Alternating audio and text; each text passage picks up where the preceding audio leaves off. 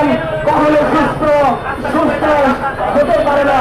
সম্মানিত উপস্থিতি, সেই সাথে সাথে সার্বজনীন দাবিটা দিয়ে বলি, সেটা হচ্ছে আওয়ামী লীগের যারা দূষণ ছিলেন, জাতীয় পার্টি সেই সাথে চট্টগ্রাম, এই চট্টগ্রাম এবং জাতীয় পার্টির সকল ধরনের কার্যক্রম দেশে বন্ধ রাখতে হবে।